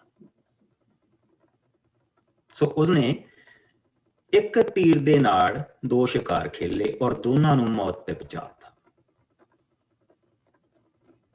ਪਰ ਪ੍ਰਭੂ ਉਸੇ ਤੀਰ ਦੇ ਨਾਲ ਕਈ ਸ਼ਿਕਾਰ ਖੇਲਦਾ ਔਰ ਉਹ ਹਰ ਤੀਰ ਦੇ ਵਿੱਚ ਹਰ ਸ਼ਿਕਾਰ ਨੂੰ ਉਹ ਜ਼ਿੰਦਗੀ ਦਿੰਦਾ। ਸੋ ਫਰਕ ਸਿਰਫ ਇੰਨਾ ਕਿ ਇੱਕ ਕਾਤਲ ਦੇ ਹੱਥ ਦੇ ਵਿੱਚ ਛੁਰੀ ਫੜੀ ਹੋਆ ਔਰ ਇੱਕ ਡਾਕਟਰ ਦੇ ਹੱਥ ਦੇ ਵਿੱਚ ਛੁਰੀ, ਔਰ ਜਿਸ ਲਈ ਉਹ ਡਾਕਟਰ ਦੇ ਹੱਥ ਦੀ ਛੁਰੀ ਚੱਲ ਰਹੀ ਹੁੰਦੀ ਹੈ ਤੇ ਉਹ ਜ਼ਿੰਦਗੀ ਦੇ ਰਿਹਾ ਹੁੰਦਾ, ਔਰ ਇਸੇ ਤਰ੍ਹਾਂ ਜਿਸ ਲਈ ਕਾਤਲ ਦੇ ਹੱਥ ਦੇ ਵਿੱਚ ਛੁਰੀ ਹੁੰਦੀ ਹੈ ਤੇ ਉਹ ਮੌਤ ਦੇ ਰਿਹਾ ਹੁੰਦਾ। ਦੁੱਖ ਦੋਨਾਂ ਨਾਲ ਹੁੰਦਾ, ਦੋਨਾਂ ਨਾਲ ਹੁੰਦਾ। ਲੇਕਿਨ ਅਸੀਂ ਜਿਸਲੇ ਪ੍ਰਭੂ ਦਾ ਉਹ ਕੰਮ ਦੇਖਦੇ ਜਦੋਂ ਉਹ ਦੁੱਖ ਦਿੰਦਾ, ਦੁੱਖ ਦੇ ਵਿੱਚੋਂ ਦੀ ਲੰਘਦੇ ਤੇ ਹਨੇਰੀ ਰਾਤ ਚੋਂ ਲੰਘਦੇ ਤਾਂ ਅੱਗੇ ਚਾਨਣ ਹੁੰਦਾ। ਇਹ ਪ੍ਰਭੂ ਦੀ ਬਰਕਤ। ਪਰ ਦੂਜੀ ਮੌਤ ਦੇ ਅੱਗੇ ਨਹੀਂ। ਸੋ ਅਸੀਂ ਪ੍ਰਭੂ ਦੇ ਵਚਨ ਦੇ ਵਿੱਚ ਹੁਣ ਜਾਵਾਂਗੇ ਔਰ ਇਹਨਾਂ ਚੀਜ਼ਾਂ ਨੂੰ ਦੇਖਾਂਗੇ ਕਿ ਉਹ ਕੀ ਕੀ ਕਰਦੇ ਪਏ ਆ। ਦੇਖੋ ਹੁਣ ਉਸਨੇ ਕਿਹੜੇ ਉਸਨੇ ਹਥਿਆਰ ਵਰਤੇ। ਸਭ ਤੋਂ ਪਹਿਲਾਂ ਉਸਨੇ ਉੱਥੇ ਦੀ ਡਾਇਨੈਸਟੀ ਬਦਲੀ। ਉੱਥੇ ਇੱਕ ਨਵੀਂ ਗੱਦੀ ਹੁਣ ਆਈ ਆ ਔਰ ਉਹਦੇ ਵਿੱਚ ਜਿਹੜਾ ਰਾਮਸੇਸ ਆ ਉਹ ਸਭ ਤੋਂ ਜਿਹੜਾ ਪਹਿਲਾ ਜਿਹੜਾ ਰਾਜਾ ਉਹ ਆਇਆ। ਉਹਨਾਂ ਦਾ ਫਸਟ, ਉਹਦੇ ਬਾਰੇ ਨਹੀਂ ਲੋਕ ਇੰਨਾ ਜਾਣਦੇ, ਲੇਕਿਨ ਰਾਮਸੇਸ ਦਾ ਜਿਹੜਾ ਸੈਕੰਡ ਸੀਗਾ ਉਹ ਮੇਨ ਸੀਗਾ, ਉਹਦੇ ਬਾਰੇ ਲੋਕ ਬਹੁਤ ਜਾਣਦੇ ਸੀ। ਸੋ ਇਹ ਥੋੜਾ ਚਿਰ ਰਿਹਾ ਸੀਗਾ ਜਿਹੜਾ ਪਹਿਲਾ ਸੀ। ਸੋ ਉਹ ਜਿਸਲੇ ਉੱਥੇ ਦਾ ਰਾਜਾ ਬਣਿਆ ਤੇ ਉਸਨੇ ਉਹਨੂੰ ਬਿਲਕੁਲ ਨਹੀਂ ਸੀਗਾ ਵੀ ਯੂਸਫ ਨੇ ਕੀ ਕੀਤਾ, ਉਹਨੂੰ ਨਹੀਂ ਜਾਣਦਾ ਸੀ। ਲੇਕਿਨ ਗਾਂਹ ਜਾ ਕੇ ਅਸੀਂ ਦੇਖਦੇ ਪਏ ਹਾਂ ਕਿ ਉਸਨੇ ਦੇਖਿਆ ਕਿ ਇਜ਼ਰਾਈਲੀ ਲੋਕ ਗਿਣਤੀ ਦੇ ਵਿੱਚ ਵੱਧਦੇ ਜਾ ਰਹੇ ਆ ਔਰ ਸ਼ਕਤੀਸ਼ਾਲੀ ਹੁੰਦੇ ਜਾ ਰਹੇ ਆ। ਸਟੈਪ 1। ਸੋ ਹੁਣ ਅਗਰ ਅਸੀਂ 15ਵੇਂ ਭਾਵ ਦੇ ਉੱਤੇ ਵਾਪਸ ਜਾਈਏ ਤਾਂ ਅਸੀਂ ਮੁੜ ਕੇ ਇਸ ਨੂੰ ਦੇਖਾਂਗੇ। let us finish this thought first, ਜਿਸ ਥਾਟ ਦੇ ਵਿੱਚ ਅਸੀਂ ਹੈਗੇ ਆ। ਸੋ ਉਸਨੇ ਕਿਹਾ ਕਿ ਇਸ ਲਈ ਸਾਨੂੰ ਇਹਨਾਂ ਦੇ ਨਾਲ ਕਰੜਾ ਵਰਤਾਓ ਕਰਨਾ ਚਾਹੀਦਾ ਹੈ, ਨਹੀਂ ਤਾਂ ਇਹ ਕਿਸੇ ਵੇਲੇ ਵੀ ਯੁੱਧ ਦੇ ਵਿੱਚ ਸਾਡੇ ਵੈਰੀਆਂ ਦੇ ਨਾਲ ਮਿਲ ਕੇ ਸਾਨੂੰ ਇੱਥੋਂ ਬਚ ਕੇ ਨਿਕਲ ਸਕਦੇ ਹਨ। ਸੋ ਦੋ ਕੰਮ ਕਰਨੇ ਆ। ਇੱਕ ਤਾਂ ਇਹਨਾਂ ਉੱਤੇ ਕਰੜਾਈ ਕਰਨੀ, ਹੁਣ ਇਹਨਾਂ ਨੂੰ ਅਸੀਂ ਗੁਲਾਮ ਬਣਾਉਣਾ, ਇਹਨਾਂ ਕੋਲੋਂ ਗੁਲਾਮਾਂ ਵਾਂਗ ਕੰਮ ਲੈਣਾ ਤੇ ਇਹਨਾਂ ਨੂੰ ਦੌੜਨ ਵੀ ਨਹੀਂ ਦੇਣਾ। ਦੂਜੀ ਚੀਜ਼, ਇਸ ਲਈ ਰਾਜਾ ਫਿਰੌਨ ਨੇ ਇਜ਼ਰਾਈਲ ਦੇ ਲੋਕਾਂ ਨੂੰ ਗੁਦਾਮਾਂ ਦੇ ਲਈ ਫਿਤੋਮ ਅਤੇ ਰਾਮਸੇਸ, ਜਿਹੜਾ ਉਹਨੇ ਆਪਣੇ ਨਾਂ ਤੇ ਸ਼ਹਿਰ ਵਸਾਉਂਦਾ ਪਿਆ ਹੁਣ, ਰਾਮਸੇਸ ਬਣਾਉਣ ਦੇ ਲਈ ਲਾ ਦਿੱਤਾ। ਉਹਨਾਂ ਦੇ ਕੋਲੋਂ ਵਗਾਰ ਲੈਣ ਦੇ ਲਈ ਬਹੁਤ ਸਾਰੇ ਪਹਿਰੇਦਾਰ ਵੀ ਲਾ ਦਿੱਤੇ ਜਿਨ੍ਹਾਂ ਦੇ ਹੱਥਾਂ ਦੇ ਵਿੱਚ ਕੋਰੜੇ ਸਨ। ਪਰ ਜਿੰਨੀ ਉਹ ਇਜ਼ਰਾਈਲੀਆਂ ਤੇ ਕਰੜਾਈ ਵਰਤਦੇ ਸਨ ਉਹ ਉਨੇ ਹੀ ਹੋਰ ਵੱਧਦੇ ਜਾ ਰਹੇ ਸਨ ਅਤੇ ਹਰ ਥਾਂ ਫੈਲਦੇ ਜਾ ਰਹੇ ਸਨ। ਮਿਸਰੀ ਉਹਨਾਂ ਤੋਂ ਭੈ ਖਾਣ ਲੱਗ ਪਏ ਕਿਉਂਕਿ ਉਹਨਾਂ ਦੀ ਜਿਹੜੀ ਗਿਣਤੀ ਸੀ ਇੱਕ ਵੱਡੀ ਕੌਮ ਜਿੰਨੀ ਗਿਣਤੀ ਹੋ ਚੁੱਕੀ ਸੀ ਔਰ ਬੇਸ਼ੱਕ ਉਹਨਾਂ ਤੇ ਇੰਨੀ ਕਰੜਾਈ ਕਰਦੇ ਪਏ ਸੀ ਤਾਂ ਵੀ ਉਹ ਮਿਸਰੀ ਉਹਨਾਂ ਤੋਂ ਡਰਦੇ ਸੀ। ਸੋ ਹੁਣ ਉਹਨਾਂ ਨੇ ਅਗਲੀ ਚੀਜ਼ ਸੋਚੀ। ਉਹਨਾਂ ਨੇ ਦੋ ਮਿਸਰੀ ਦਾਈਆਂ ਨੂੰ ਕਿਹਾ ਕਿ ਜੇ ਤਾਂ ਇਹਨਾਂ ਦੇ ਘਰ ਦੇ ਵਿੱਚ ਬੇਟੀ ਪੈਦਾ ਹੁੰਦੀ ਤਾਂ ਉਸਨੂੰ ਰਹਿਣ ਦਿਓ, ਜੇ ਬੇਟਾ ਪੈਦਾ ਹੁੰਦਾ ਤਾਂ ਉਹਨੂੰ ਜੰਮਦੇ ਨੂੰ ਮਾਰ ਦਿਓ। ਪਰ ਉਹਨਾਂ ਨੇ ਇਹ ਕੰਮ ਨਹੀਂ ਕੀਤਾ, ਉਹ ਪ੍ਰਭੂ ਤੋਂ ਡਰਦੀਆਂ ਸੀ ਔਰ ਇਸ ਕਰਕੇ ਪ੍ਰਭੂ ਨੇ ਉਹਨਾਂ ਨੂੰ ਬਰਕਤ ਦਿੱਤੀ ਔਰ ਪ੍ਰਭੂ ਨੇ ਉਹਨਾਂ ਨੂੰ ਵੀ ਵਧਾਇਆ। ਔਰ ਕਹਾਂ ਜਾ ਕੇ ਅਸੀਂ ਦੁਆਰਾ ਇਹਨਾਂ ਦੇ ਬਾਰੇ ਪੜ੍ਹਨਾ। ਸੋ ਉਹਨਾਂ ਨੇ ਅੱਗੇ ਕਿਹਾ, ਉਹਨਾਂ ਨੇ ਫਿਰ ਇੱਕ ਹੋਰ ਚੀਜ਼ ਸੋਚੀ। ਫਿਰ ਹੁਣ ਉਹਨਾਂ ਨੇ ਐਕਸਟਰਾ ਫੌਜੀ ਲਾਤੀ ਕਿ ਜੇ ਤਾਂ ਬੇਟੀ ਪੈਦਾ ਹੋਈ ਆ ਤਾਂ ਉਸਨੂੰ ਰਹਿਣ ਦਿਓ, ਪਰ ਅਗਰ ਬੇਟਾ ਪੈਦਾ ਹੋਇਆ ਤੇ ਉਸਨੂੰ ਤੁਸੀਂ ਨੀਲ ਦਰਿਆ ਦੇ ਵਿੱਚ ਸੁੱਟ ਦਿਓ। ਸੋ ਆਓ ਹੁਣ ਅਸੀਂ 15ਵੇਂ ਭਾਵ ਦੇ ਵਿੱਚ ਵਾਪਸ ਜਾਈਏ। ਜੋ ਪ੍ਰਭੂ ਨੇ ਉਹਨਾਂ ਨੂੰ ਕਿਹਾ ਸੀਗਾ ਕਿ ਪ੍ਰਭੂ ਨੇ ਜਿਹੜੀ ਚੀਜ਼ ਉਸ ਨੂੰ ਵਾਅਦੇ ਦੇ ਵਿੱਚ ਕਹੀ ਸੀਗੇ ਤੁਹਾਡੇ ਨਾਲ ਕੀ ਹੋਣ ਵਾਲਾ। 15ਵਾਂ ਭਾਵ ਔਰ ਅਸੀਂ ਇਸ ਦੀ ਇੱਕ ਆਇਤ ਤੋਂ ਲੈ ਕੇ 16 ਆਇਤ ਤੱਕ ਪੜਾਂਗੇ, ਜਿਸ ਨੂੰ ਮਿਲ ਜਾਏ। ਮੈਂ ਪੜ੍ਹਦੇ ਹਾਂ ਪਾਸਟਰ ਜੀ। ਜੀ ਪੇਜ ਹੈਗਾ 18। ਪਰਮੇਸ਼ਰ ਦਾ ਅਬਰਾਮ ਨਾਲ ਨੇਮ। ਇਸ ਦੇ ਪਿੱਛੋਂ ਪ੍ਰਭੂ ਨੇ ਅਬਰਾਮ ਨੂੰ ਦਰਸ਼ਨ ਦੇ ਕੇ ਕਿਹਾ, ਅਬਰਾਮ ਕਿਸੇ ਤਰ੍ਹਾਂ ਨਾ ਡਰ, ਕਿਸੇ ਤਰ੍ਹਾਂ ਦਾ ਡਰ ਨਾ ਰੱਖ, ਮੈਂ ਤੇਰੀ ਹਰ ਖਤਰੇ ਤੋਂ ਰੱਖਿਆ ਕਰਾਂਗਾ, ਤੈਨੂੰ ਬਦਲੇ ਵਿੱਚ ਬਹੁਤ ਮਿਲੇਗਾ। ਅਬਰਾਮ ਨੇ ਉੱਤਰ ਦਿੱਤਾ, ਹੈ ਪ੍ਰਭੂ ਪਰਮੇਸ਼ਰ, ਤੂੰ ਮੈਨੂੰ ਕੀ ਦੇਵੇਂਗਾ, ਕਿਉਂਕਿ ਮੈਂ ਅਜੇ ਵੀ ਨਿਸੰਤਾਨ ਹਾਂ। ਮੇਰੇ ਘਰ ਦਾ ਵਾਰਸ ਤਾਂ ਦਮਿਸ਼ਕੀ ਅਲੀਅਜ਼ਰ ਹੋਵੇਗਾ, ਸੋ ਤੂੰ ਤਾਂ ਮੈਨੂੰ ਕੋਈ ਸੰਤਾਨ ਨਹੀਂ ਦਿੱਤੀ, ਇਸ ਲਈ ਮੇਰੇ ਘਰ ਜੰਮਿਆ ਮੇਰਾ ਕੋਈ ਦਾਸ ਹੀ ਮੇਰੇ ਘਰ-ਬਾਰ ਦਾ ਮੇਰੇ ਪਿੱਛੋਂ ਵਾਰਸ ਹੋਵੇਗਾ। ਪਰ ਪ੍ਰਭੂ ਦਾ ਬੋਲ ਅਬਰਾਮ ਨੇ ਫਿਰ ਸੁਣਿਆ, ਨਹੀਂ, ਤੇਰਾ ਵਾਰਸ ਇਹ ਦਾਸ ਨਹੀਂ ਹੋਵੇਗਾ, ਸਗੋਂ ਤੇਰਾ ਪੁੱਤਰ ਵਾਰਸ ਹੋਵੇਗਾ।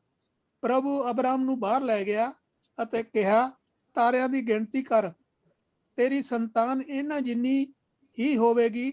ਅਬਰਾਮ ਨੇ ਪ੍ਰਭੂ ਤੇ ਵਿਸ਼ਵਾਸ ਕੀਤਾ ਅਤੇ ਇਸ ਲਈ ਪ੍ਰਭੂ ਨੇ ਵੀ ਉਸ ਨੂੰ ਆਪਣੇ ਸਾਹਮਣੇ ਉਚਿਤ ਠਹਿਰਾਇਆ। ਤਦ ਪ੍ਰਭੂ ਨੇ ਅਬਰਾਮ ਨੂੰ ਕਿਹਾ, ਮੈਂ ਹੀ ਤੈਨੂੰ ਕਸਤੀਆਂ ਦੇ ਨਗਰ ਊਰ ਤੋਂ ਕੱਢ ਕੇ ਲਿਆਇਆ ਕਿ ਤੈਨੂੰ ਇਹ ਧਰਤੀ ਦੇਵਾਂ। ਅਬਰਾਮ ਨੇ ਪ੍ਰਭੂ ਤੋਂ ਪੁੱਛਿਆ, ਹੈ ਪ੍ਰਭੂ ਪਰਮੇਸ਼ਰ, ਮੈਂ ਕਿਸ ਤਰ੍ਹਾਂ ਜਾਣਾ ਕਿ ਇਸ ਧਰਤੀ ਦਾ ਵਾਰਸ ਮੈਂ ਬਣਾਂਗਾ। ਪ੍ਰਭੂ ਨੇ ਅਬਰਾਮ ਨੂੰ ਕਿਹਾ, ਮੇਰੇ ਲਈ ਇੱਕ ਬਹਿੜ, ਇੱਕ ਬੱਕਰੀ ਅਤੇ ਇੱਕ ਛਤਰਾ ਲੈ ਕੇ ਆ, ਜਿਨ੍ਹਾਂ ਦੀ ਉਮਰ 3-3 ਸਾਲ ਦੀ ਹੋਵੇ। ਇਹਨਾਂ ਦੇ ਨਾਲ ਇੱਕ ਘੁੱਗੀ ਕਬੂਤਰ ਦਾ ਬੱਚਾ ਲੈ ਕੇ ਆ। ਅਬਰਾਮ ਇਹ ਸਭ ਚੀਜ਼ਾਂ ਲੈ ਕੇ ਆਇਆ ਅਤੇ ਜਾਨਵਰ ਦੇ ਉਸਨੇ 2-2 ਟੋਟੇ ਕੀਤੇ, ਜੋ ਇੱਕ ਦੂਜੇ ਦੇ ਉੱਤੇ ਉਸਨੇ ਰੱਖ ਦਿੱਤੇ, ਪਰ ਉਸਨੇ ਪੰਛੀਆਂ ਦੇ ਟੋਟੇ ਨਾ ਕੀਤੇ। ਸ਼ਿਕਾਰੀ ਪੰਛੀ ਉਹਨਾਂ ਉੱਤੇ ਝਪਟਦੇ ਸਨ, ਪਰ ਅਬਰਾਮ ਉਹਨਾਂ ਨੂੰ ਉਡਾ ਦਿੰਦਾ ਸੀ। ਫਿਰ ਜਦੋਂ ਸੂਰਜ ਡੁੱਬ ਰਿਹਾ ਸੀ ਤਾਂ ਅਬਰਾਮ ਗੂੜੀ ਨੀਂਦੇ ਸੌਂ ਗਿਆ ਅਤੇ ਉਸ ਨੂੰ ਇੱਕ ਡਰਾਉਣੇ ਹਨੇਰੇ ਨੇ ਆ ਘੇਰਿਆ। ਪ੍ਰਭੂ ਨੇ ਅਬਰਾਮ ਨੂੰ ਕਿਹਾ, ਤੇਰਾ ਵੰਸ਼ ਪਰਾਏ ਦੇਸ਼ ਵਿੱਚ ਪਰਦੇਸੀ ਹੋ ਕੇ ਰਹੇਗਾ, ਉੱਥੋਂ ਦੇ ਲੋਕ ਉਹਨਾਂ ਤੇ ਅਤਿਆਚਾਰ ਕਰਨਗੇ ਅਤੇ 400 ਸਾਲਾਂ ਤੱਕ ਉਹਨਾਂ ਨੂੰ ਆਪਣੇ ਦਾਸ ਬਣਾਈ ਰੱਖਣਗੇ, ਪਰ ਪਿੱਛੋਂ ਮੈਂ ਉਸ ਕੌਮ ਦਾ ਨਿਆਂ ਕਰਾਂਗਾ ਜਿਸ ਦੀ ਉਹ ਸੇਵਾ ਕਰਨਗੇ, ਅਤੇ ਤਦ ਤੇਰਾ ਵੰਸ਼ ਬਹੁਤ ਸਾਰਾ ਧਨ ਮਾਲ ਉੱਥੋਂ ਲੈ ਕੇ ਨਿਕਲ ਆਵੇਗਾ, ਪਰ ਤੂੰ ਸ਼ਾਂਤੀ ਨਾਲ ਆਪਣੇ ਪੁਰਖਿਆਂ ਨਾਲ ਜਾ ਮਿਲੇਗਾ ਅਤੇ ਲੰਮੀ ਉਮਰ ਦੇ ਪਿੱਛੋਂ ਤੂੰ ਕਬਰ ਵਿੱਚ ਰੱਖਿਆ ਜਾਵੇਗਾ। ਤੇਰੀ ਚੌਥੀ ਪੁਸ਼ਤ ਇੱਥੇ ਵਾਪਸ ਆਵੇਗੀ, ਕਿਉਂਕਿ ਮੈਂ ਅਮੋਰੀ ਲੋਕਾਂ ਨੂੰ ਇੱਥੋਂ ਉਸ ਸਮੇਂ ਤੱਕ ਨਹੀਂ ਕੱਢਾਂਗਾ ਜਦੋਂ ਤੱਕ ਉਹਨਾਂ ਦੀ ਬੁਰਾਈ ਦੀ ਹੱਦ ਪੂਰੀ ਨਾ ਹੋ ਜਾਵੇ। ਫਿਰ ਜਦੋਂ ਸੂਰਜ ਡੁੱਬ ਗਿਆ ਅਤੇ ਹਨੇਰਾ ਹੋ ਗਿਆ ਤਾਂ ਇੱਕ ਧੂਏਦਾਰ ਬਲਦਾ ਬਰਤਨ ਅਤੇ ਮਿਸਾਲ ਜਾਨਵਰਾਂ ਦੇ ਹੋਇਆਂ ਵਿੱਚੋਂ ਦੀ ਲੰਘੀ। ਉਸ ਸਮੇਂ ਪ੍ਰਭੂ ਨੇ ਅਬਰਾਮ ਨਾਲ ਕਹਿ ਕੇ ਨੇਮ ਬੰਨਿਆ, ਤੇਰੇ ਵੰਸ਼ ਨੂੰ ਮੈਂ ਸਾਰੀ ਧਰਤੀ ਦਿੰਦਾ ਹਾਂ, ਮਿਸਰ ਦੇ ਦਰਿਆ ਤੋਂ ਲੈ ਕੇ ਵੱਡੇ ਦਰਿਆ ਫਰਾਤ ਤੱਕ, ਕੇਨੀਆਂ ਦੀ, ਕਨੀਜੀਆਂ ਦੀ, ਕਦਮੋਨੀਆਂ ਦੀ, ਹਿੱਤੀਆਂ ਦੀ, ਪਰੀਜੀਆਂ ਦੀ, ਰਫਾਈਮਾਂ ਦੀ, ਅਮੋਰੀਆਂ ਦੀ, ਕਨਾਨੀਆਂ ਤੇ ਗਿਰਗਾਸੀਆਂ ਦੀ ਅਤੇ ਜਬੂਸੀਆਂ ਦੀ। ਪੜੇ ਸੁਣੇ ਜਾਣ ਤੇ ਸ਼ੀਸ਼ ਬਰਕਤ ਹੋਵੇ। ਸੋ ਅਸੀਂ ਇੱਥੇ ਦੇਖਦੇ ਪਏ ਹਾਂ ਕਿ ਜੋ ਪ੍ਰਭੂ ਨੇ ਨੇਮ ਬੰਨਿਆ ਉਸੇ ਨੇਮ ਦੇ ਅਨੁਸਾਰ ਸਾਰੀਆਂ ਚੀਜ਼ਾਂ ਹੋ ਰਹੀਆਂ। ਸੋ ਇੱਥੇ ਜਿਹੜੀ ਗਲਤੀ ਆ ਉਹ ਮੈਂ ਠੀਕ ਕਰਨੀ ਮੰਗਦਾ। ਉਹ ਹੈ ਕਿ ਜਿਸ ਦਿਨ ਪ੍ਰਭੂ ਨੇ ਉਸਦੇ ਨਾਲ ਨੇਮ ਬੰਨਿਆ ਸੀ, ਉਸ ਦਿਨ ਤੋਂ 400 ਸਾਲ ਜਿਹੜਾ ਆ ਸਮਾਂ ਆ, ਯਾਨੀ ਕਿ ਜਿੱਥੇ ਇਸ ਵੇਲੇ ਉਹ ਬੈਠਾ 1883 ਸਾਲ ਮਸੀਹ ਦੇ ਆਉਣ ਤੋਂ ਪਹਿਲਾਂ। ਔਰ ਜਦੋਂ ਅਸੀਂ ਦੇਖਣਾ ਹੈਗਾ ਉਹਨਾਂ ਨੂੰ ਉੱਥੋਂ ਨਿਕਲਦਿਆਂ ਨੂੰ, ਅਸੀਂ ਅਰਾਊਂਡ 1460-1455 ਦੇ ਨੇੜੇ ਤੇੜੇ ਉਹਨਾਂ ਨੂੰ ਨਿਕਲਦੇ ਦੇਖਣਾ। 430 ਸਾਲ ਬੇਸਿਕਲੀ ਇਸ ਸਮੇਂ ਤੋਂ ਲੈ ਕੇ ਅਸੀਂ 400 ਸਾਲ ਦੇਖਣਾ। ਔਰ ਜਦੋਂ ਪ੍ਰਭੂ ਨੇ ਇਸ ਨੂੰ ਫੜਿਆ ਸੀ ਉਦੋਂ ਤੋਂ ਲੈ ਕੇ ਅਸੀਂ 430 ਸਾਲ ਦੇਖਣੇ ਆ। ਔਰ ਹੁਣ ਜਿਹੜੇ ਉਹਨਾਂ ਦੇ ਉੱਤੇ ਜਿਹੜੇ ਗੁਲਾਮੀ ਦੇ ਔਖੇ ਸਾਲ ਆਉਣੇ ਆ, ਉਹ ਬੇਸਿਕਲੀ 3 ਜਾਂ 4 ਪੀੜ੍ਹੀਆਂ, ਚੌਥੀ ਪੀੜ੍ਹੀ ਨੇ ਉੱਥੋਂ ਨਿਕਲਣਾ ਆ। ਜਿਹੜੀਆਂ ਪੀੜ੍ਹੀਆਂ ਆ ਉਹਨਾਂ ਤੇ ਬਹੁਤ ਭਾਰੀ ਗੁਲਾਮੀ ਦੇ ਦਿਨ ਆਉਣੇ ਆ। ਲੇਕਿਨ ਉਹ ਦੂਸਰੇ ਪਾਸਿਓਂ ਬਰਕਤ ਦੇ ਦਿਨ ਹੋਣੇ ਆ, ਕਿਉਂਕਿ ਉਹਨਾਂ ਦੀ ਜਿਹੜੀ ਗਿਣਤੀ ਆ ਉਹ ਵਧਣੀ ਸ਼ੁਰੂ ਹੋ ਜਾਣੀ ਆ। ਪ੍ਰਭੂ ਨੇ ਉਹਨਾਂ ਦੀ ਗਿਣਤੀ ਨੂੰ ਵਧਾਉਣਾ ਸ਼ੁਰੂ ਕਰ ਦੇਣਾ, ਉਹਨਾਂ ਨੂੰ ਇੱਕ ਵੱਡੀ ਕੌਮ ਬਣਾਉਣਾ ਸ਼ੁਰੂ ਕਰ ਦੇਣਾ। ਸੋ ਜਿਸ ਵੇਲੇ ਅਸੀਂ ਪ੍ਰਭੂ ਦੇ ਵਚਨ ਦੇ ਵਿੱਚ ਇੱਥੇ ਦੇਖਦੇ ਪਏ ਆ, ਤੇ ਪ੍ਰਭੂ ਨੇ ਬਿਲਕੁਲ ਸਾਰੀਆਂ ਚੀਜ਼ਾਂ ਨੂੰ ਇਸੇ ਤਰ੍ਹਾਂ ਹੀ ਪੂਰਾ ਕੀਤਾ। ਉਸ ਦਾ ਜਿਹੜਾ ਵੰਸ਼ ਆ ਉਸ ਨੂੰ ਉਹ ਯਾਨੀ ਕਿ ਉਸਨੇ ਗਾਂ ਸਟੈਪ ਦੱਸੇ ਕਿ ਮੈਂ ਸਾਰੇ ਕੰਮ ਕਿੱਦਾਂ ਕਰਨੇ ਆ ਮੇਰਾ ਤੇਰੇ ਨਾਲ ਨਿਯਮ ਆ ਕਿ ਆ ਜਿਹੜੀ ਧਰਤੀ ਤੇ ਹੈਗੀ ਹੈ ਸਾਰੀ ਧਰਤੀ ਮੈਂ ਤੈਨੂੰ ਤੇ ਤੇਰੀਆਂ ਸੰਤਾਨਾਂ ਨੂੰ ਦਊਂਗਾ, ਪਰ ਮੈਂ ਕੰਮ ਕਰੂੰਗਾ ਕਿੱਦਾਂ, ਇਹ ਕਿਸ ਤਰ੍ਹਾਂ ਹੋਏਗਾ ਸਾਰਾ ਕੁਝ। ਇਸੇ ਬਾਈਬਲ ਨੇ ਨਾ ਤਾਂ ਅਬਰਾਮ ਨੂੰ ਹਨੇਰੇ ਦੇ ਵਿੱਚ ਰੱਖਿਆ,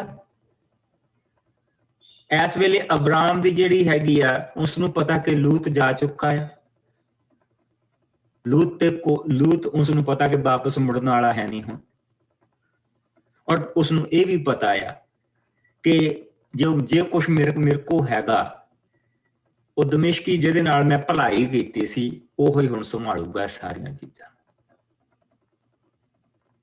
ਜਾਨ ਕਿ ਜੋ ਪ੍ਰੈਜ਼ੈਂਟ ਦੇ ਵਿੱਚ ਉਸ ਨੂੰ ਦਿਖਾਈ ਦਿੰਦਾ ਪਿਆ ਉਹ ਇਹ ਆ, ਪਰ ਦੂਸਰੇ ਪਾਸੇ ਜਿਹੜੇ ਪ੍ਰਭੂ ਦੇ ਵਾਅਦੇ ਆ ਉਹ ਸਾਡੀਆਂ ਅੱਖਾਂ ਨੇ ਕਦੀ ਦੇਖੇ ਨਹੀਂ ਹੁੰਦੇ, ਮਨ ਨੇ ਕਦੀ ਸੋਚੇ ਨਹੀਂ ਹੁੰਦੇ।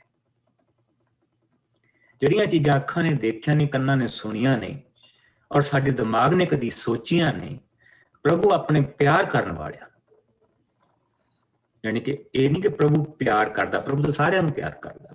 ਜੇ ਅਸੀਂ ਉਹਨੂੰ ਪਿਆਰ ਕਰਦੇ, ਆਪਣੇ ਜੋ ਉਹਨੂੰ ਪਿਆਰ ਕਰਦੇ, ਜਿਹੜੇ ਉਹਨੂੰ ਪਿਆਰ ਕਰਦੇ, ਜਿਹੜਾ ਪਿਆਰ ਵਾਪਸ ਦਿੰਦੇ, ਜਿਹਨਾਂ ਦਾ ਧਿਆਨ ਆਪਣੇ ਜਿਉਂਦੇ ਪਰਮੇਸ਼ਵਰ ਦੇ ਵੱਲ,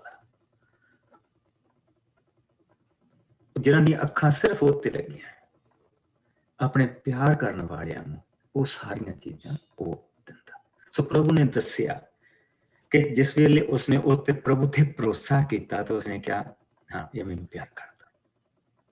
ਸੋ ਹੁਣ ਕਹਿੰਦਾ ਸੁਣ ਮੈਂ ਕੀ ਕਰੂੰਗਾ। ਫਿਰ ਉਸਨੇ ਸਟੈਪ ਪ੍ਰਭੂ ਨੇ ਦੱਸੇ, ਤੇਰਾ ਵੰਸ਼ ਪਰਾਏ ਦੇਸ਼ ਦੇ ਵਿੱਚ ਪਰਦੇਸੀ ਹੋ ਕੇ ਰਹੇਗਾ। ਉਸ ਤੋਂ ਬਾਅਦ ਪਰ ਉਹ ਪਰਾਏ ਦੇਸ਼ ਵੀ ਪਰਦੇਸੀ ਰਹੇਗਾ, ਉੱਥੇ ਦੇ ਲੋਕ ਉਹਨਾਂ ਤੇ ਅਤਿਆਚਾਰ ਕਰਨਗੇ, 400 ਸਾਲਾਂ ਤੱਕ ਆਪਣੇ ਆਪ ਦਾਸ ਬਣਾਈ ਰੱਖਣਗੇ, ਪਰ ਪਿੱਛੋਂ ਮੈਂ ਉਸ ਕੌਮ ਦਾ ਨਿਆਂ ਕਰਾਂਗਾ ਜਿਸ ਦੀ ਉਹ ਸੇਵਾ ਕਰਨਗੇ, ਤਦ ਤੇਰਾ ਵੰਸ਼ ਬਹੁਤ ਸਾਰਾ ਧਨ ਮਾਲ ਲੈ ਕੇ ਉੱਥੋਂ ਨਿਕਲ ਆਏਗਾ, ਪਰ ਤੂੰ ਸ਼ਾਂਤੀ ਦੇ ਨਾਲ ਲੰਬੀ ਉਮਰ ਭੋਗ ਕੇ ਆਪਣੇ ਪੁਰਖਿਆਂ ਦੇ ਨਾਲ ਚੱਲ ਰਹੇਗਾ। Isn't that amazing? ਸੋ ਸਾਡਾ ਬਾਈਬਲ ਸ਼ੁਰੂ ਕਰਨ ਦਾ ਮਤਲਬ ਇਹ ਹੈ ਕਿ ਅਸੀਂ ਬਾਈਬਲ ਨੂੰ ਸੰਪੂਰਨਤਾ ਦੇ ਵਿੱਚ ਦੇਖੀਏ, ਔਰ ਜੋ ਇਹਦੀ ਸੰਪੂਰਨਤਾ ਦੇ ਵਿੱਚ ਦੇਖ ਕੇ ਇਹ ਤੋਂ ਆਨੰਦ ਆ, ਉਹ 2-4 ਬਾਈਬਲਾਂ ਵਰਸਾਂ ਇਧਰੋਂ ਉਧਰੋਂ ਫੜ ਕੇ ਉਹ ਚੀਜ਼ ਨਹੀਂ ਬਣਦੀ, ਉਹ ਮਜ਼ਾ ਜਿਹਾ ਨਹੀਂ ਆਉਂਦਾ, ਉਹ ਪਿਕਚਰ ਸਾਫ਼ ਨਹੀਂ ਹੁੰਦੀ। ਸੋ ਇਸ ਕਰਕੇ ਯੂਸਫ ਨੂੰ ਪਤਾ ਆ ਕਿ ਮੈਂ ਪਰਾਈ ਧਰਤੀ ਤੇ ਮੈਨੂੰ ਲੈ ਕੇ ਜਾਇਆ ਗਿਆ, ਪ੍ਰਭੂ ਦਾ ਕੋਈ ਮਕਸਦ ਆ। ਔਰ ਜਿਸ ਵੇਲੇ ਰਾਜਾ ਨੂੰ ਉਹ ਸੁਪਨਾ ਆਇਆ ਕਿ ਉਸਨੇ 7 ਗਾਈਆਂ ਜਿਹੜੀਆਂ ਮਾੜੀਆਂ ਦੇਖੀਆਂ ਤੇ 7 ਜਿਹੜੀਆਂ ਤਕੜੀਆਂ ਦੇਖੀਆਂ, ਫਿਰ ਉਸਨੇ 7 ਸਿੱਟੇ ਜਿਹੜੇ ਉਹ ਐਨ ਦਾਣਿਆਂ ਨਾਲ ਭਰੇ ਦੇਖੇ, ਔਰ 7 ਜਿਹੜੇ ਬਿਲਕੁਲ ਮਰਿਓ ਤੇ ਸੁੰਗੜਿਓ ਸਿੱਟੇ ਦੇਖੇ। ਔਰ ਜਿਸ ਵੇਲੇ ਰਾਜਾ ਨੇ ਕਿਹਾ, ਉਸਨੇ ਉਹਦਾ ਅਰਥ ਦੱਸਿਆ ਤੇ ਰਾਜਾ ਨੇ ਕਿਹਾ ਤੇਰੇ ਤੋਂ ਵਧੀਆ ਹੋਰ ਕੌਣ ਹੋ ਸਕਦਾ, ਤੇਰੇ ਤੋਂ ਵਧੀਆ ਹੁਣ ਕੌਣ ਹੋ ਸਕਦਾ। ਸੋ ਜਿਸ ਲਈ ਉਸਨੇ ਉਹਨੂੰ ਪੋਟੀਫਰ ਆਪਣੇ ਹੋਮ ਮਿਨਿਸਟਰ ਤੋਂ ਵੀ ਉੱਤੇ ਲਾ ਦਿੱਤਾ, ਤਾਂ ਉਸਨੇ ਫਿਰ ਰਾਜਾ ਦਾ ਉੱਥੇ ਤੁਸੀਂ ਇੱਕ ਬ੍ਰੇਨ ਦੇਖਦੇ ਪਏ ਚੱਲਦਾ, ਉਹਨੇ ਪੋਟੀਫਰ ਦੀ ਧੀ ਨੂੰ ਯੂਸਫ ਦੇ ਨਾਲ ਪਿਆਤਾ।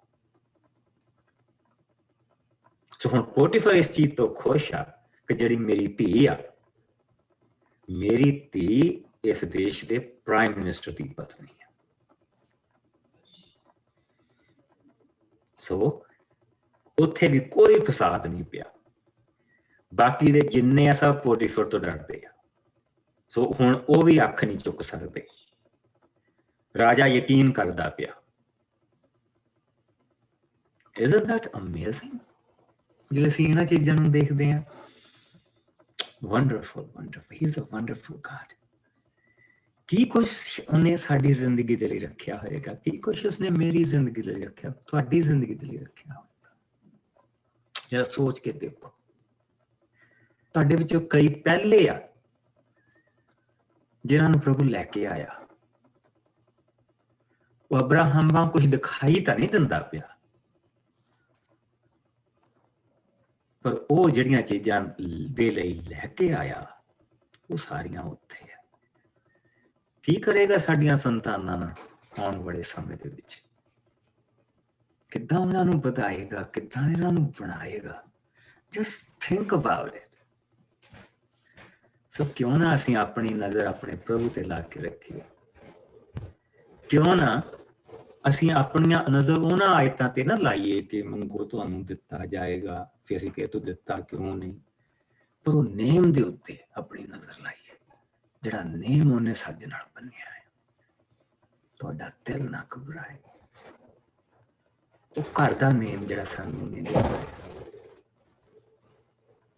ਕਿਉਂ ਨਾ ਆਪਣੀਆਂ ਅੱਖਾਂ ਅਸੀਂ ਉੱਤੇ ਲਾਈਏ, ਤਾਂ ਫਿਰ ਦੁੱਖ ਦੇ ਦਿਨ ਵੀ ਨਿਕਲ ਜਾਂਦੇ ਆ, ਔਰ ਖੁਸ਼ੀ ਔਰ ਆਜ਼ਾਦੀ ਦੇ ਜਿਹੜੇ ਦਿਨ ਹੁੰਦੇ ਆ, ਅਸੀਂ ਆਪਣੇ ਪ੍ਰਭੂ ਨੂੰ ਬਰਕਤ ਦੇ ਸਕਦੇ ਹਾਂ। ਜੋ ਸਾਨੂੰ ਉਸਨੇ, ਜਿਹੜਾ ਵੀ ਉਸਨੇ ਸਾਨੂੰ ਗਿਫਟ ਦਿੱਤਾ ਆ, ਉਸਨੂੰ ਅਸੀਂ ਆਪਣੇ ਪ੍ਰਭੂ ਦੇ ਲਈ ਵਰਤ ਸਕਦੇ ਹਾਂ। ਫਿਰ ਜਿਸਲੇ ਘਰ ਜਾਵਾਂਗੇ ਤਾਂ ਸ਼ਰਮਿੰਦੇ ਨਹੀਂ ਹੋਵਾਂਗੇ। ਸਜ਼ਾ ਤਾਂ ਨਹੀਂ ਦੇਗਾ, ਪਰ ਸ਼ਰਮਿੰਦਗੀ ਦਾ ਮੂੰਹ ਨਹੀਂ ਦੇਖਣਾ।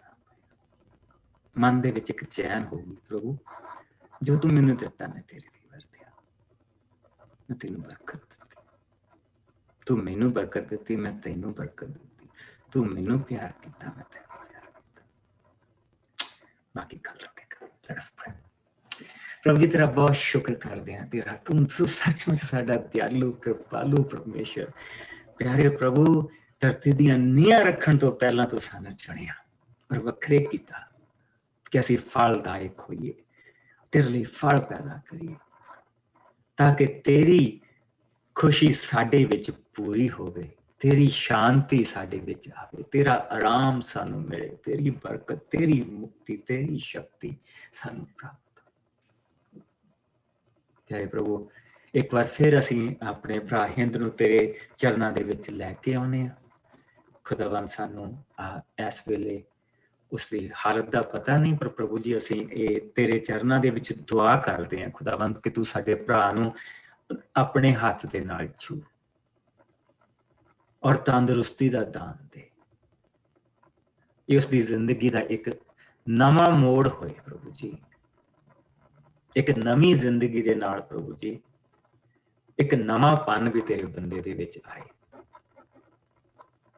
ਤੇ ਜਿਸ ਤਰ੍ਹਾਂ ਅਦਨ ਦੇ ਬਾਗ ਦੇ ਵਿੱਚ ਡੰਗੇ ਹੋਏ ਸਾਡੇ ਬਜ਼ੁਰਗਾਂ ਨੂੰ ਮੁਕਤੀ ਯਸੂ ਤੋਂ ਮਿਲੀ, ਜ਼ਿੰਦਗੀ ਯਸੂ ਤੋਂ ਮਿਲੀ, ਸਦਾ ਦੀ ਜ਼ਿੰਦਗੀ ਮਿਲੀ, ਇਸੇ ਤਰ੍ਹਾਂ ਪ੍ਰਭੂ ਜੀ ਇਹ ਧਰਤੀ ਦੇ ਦੱਸੇ ਹੋਏ ਤਾਂ ਖੁਦਾਵੰਦ ਤੂੰ ਸਾਡੇ ਭਰਾ ਨੂੰ ਇੱਕ ਨਵੀਂ ਜ਼ਿੰਦਗੀ ਦੇ ਔਰ ਆਪਣੇ ਵਿੱਚ ਜ਼ਿੰਦਗੀ ਦੇ। ਮਸੀਹ ਯਸੂ ਦੇ ਨਾਮ ਦੇ ਵਿੱਚ ਪ੍ਰਭੂ ਜੀ ਅਸੀਂ ਉਸ ਨੂੰ ਛੁਪਾਉਂਦੇ ਹਾਂ, ਤੇਰੇ ਲਹੂ ਚ ਛੁਪਾਉਂਦੇ ਹਾਂ। ਹੁਣ ਤੋਂ ਲੈ ਕੇ ਜਦ ਤੱਕ ਅਸੀਂ ਦੁਆਰਾ ਮਿਲੀਏ ਪ੍ਰਭੂ ਜੀ, ਤੇਰਾ ਰਹਿਮ, ਤੇਰੀ ਦਇਆ, ਤੇਰਾ ਪਿਆਰ ਸਾਡੇ ਸਭ ਨਾਲ ਬਣਿਆ ਰਹੇ, ਤੇਰੀ ਨਜ਼ਦੀਕੀ ਸਾਡੇ ਸਭ ਨਾਲ ਬਣੀ ਰਹੇ। ਪਿਆਰੇ ਪ੍ਰਭੂ, ਬੁਰੇ ਔਰ ਬੁਰਾਈ ਤੋਂ ਸਾਨੂੰ ਬਚਾ ਕੇ ਰੱਖਣਾ ਔਰ ਆਪਣੇ ਨਾਮ ਦੇ ਵਿੱਚ ਸਾਨੂੰ ਬਣਾ ਕੇ ਰੱਖਣਾ। ਅਸੀਂ ਪ੍ਰਭੂ ਜੀ, ਸਾਡੇ ਵਿੱਚ ਕਈ ਉਸ ਨਵੀਂ ਪੌੜੀ ਦੇ ਉੱਤੇ ਖੜੇ ਆ, ਕਈ ਪ੍ਰਭੂ ਜੀ ਡੰਡਾ ਬਦਲਦੇ ਪਏ ਆ, ਆਪਣੇ ਦੁੱਖਾਂ ਦੇ ਵਿੱਚ ਦੀ ਲੰਘਦੇ ਪਏ ਆ, ਔਰ ਕਈਆਂ ਦਾ ਪ੍ਰਭੂ ਜੀ ਅਗਲੇ ਡੰਡੇ ਦੇ ਉੱਤੇ ਚੜਨ ਦਾ ਸਮਾਂ ਆ ਗਿਆ। ਤੂੰ ਸਭ ਨੂੰ ਬਰਕਤ ਦੇ, ਸਭ ਦੇ ਨਾਲ ਹੋ, ਕਿਉਂਕਿ ਜਿੱਦਾਂ ਦੇ ਤੇਰੇ ਦਿਨ ਹੁੰਦੇ ਆ ਉਦਾਂ ਦੀ ਤੇਰੀ ਬਰਕਤ ਹੁੰਦੀ। ਇਸ ਸਮੇਂ ਨੂੰ ਪ੍ਰਭੂ ਜੀ ਅਸੀਂ ਤੇਰੀਆਂ ਹੱਥਾਂ 'ਚ ਦਿੰਦੇ ਹਾਂ, ਆਪਣੀ ਜਾਨ, ਆਪਣੀ ਆਤਮਾ ਔਰ ਆਪਣੇ ਮਨ ਨੂੰ। ਤੇਰੇ ਵਿੱਚ ਛੁਪਾਉਣੇ ਆ, ਮਸੀਹ ਯਿਸੂ ਦੇ ਮਿੱਠੇ ਔਰ ਪਿਆਰੇ ਨਾਮ 'ਚ। ਔਰ ਸਾਰੇ ਭੈਣ ਭਰਾ ਕਹਿਣ ਆਮੀਨ। Bless you. ਕੱਲ ਤੋਂ ਅਸੀਂ ਮੂਸਾ ਦੀ ਮੂਵੀ ਤੋਂ ਸ਼ੁਰੂ ਕਰਾਂਗੇ, ਔਰ ਇੱਕ ਦਿਨ ਅਸੀਂ ਮੂਵੀ ਦੇਖਿਆ ਕਰਾਂਗੇ, ਇੱਕ ਦਿਨ ਅਸੀਂ ਡਾਕੂਮੈਂਟਰੀ ਦੇਖਿਆ ਕਰਾਂਗੇ, ਫਿਰ ਉਸ ਦੇ ਨਾਲ ਅਸੀਂ ਅੱਗੇ ਵਧਦੇ ਜਾਣਾ। Bless you. ਪ੍ਰਭੂ ਤੁਹਾਨੂੰ ਬਰਕਤ। ਪਾਸਟਰ ਜੀ, ਉਹ ਮੈਂ ਕਾਰਡ ਭੇਜਿਆ ਹੋਇਆ ਤੁਹਾਡੇ WhatsApp ਤੇ। ਓਕੇ, ਮੈਂ ਡੈਡ ਨੂੰ ਕੱਲ। ਹਾਂਜੀ, ਉਹ ਸੱਪ ਦੇ ਡੰਗੇ ਦਾ ਕੋਈ ਉਹ ਪਤਾ ਨਹੀਂ, ਮੈਂ ਫੇਸਬੁੱਕ ਤੇ ਦੇਖਿਆ ਸੀਗਾ, ਉਹ ਮੈਂ ਸੇਵ ਕਰ ਲਿਆ ਸੀ। ਉਹ ਰੱਬ ਕਰੇ ਉਹਨਾਂ ਦੇ ਕੰਮ ਆ ਜੇ, ਉਹਨਾਂ ਨੂੰ ਭੇਜ ਦਿਓ। ਮੈਂ ਹੁਣੇ ਕਰਦਾ, ਮੈਂ ਡੈਡ ਨੂੰ ਕੱਲ ਦੇਣਾ।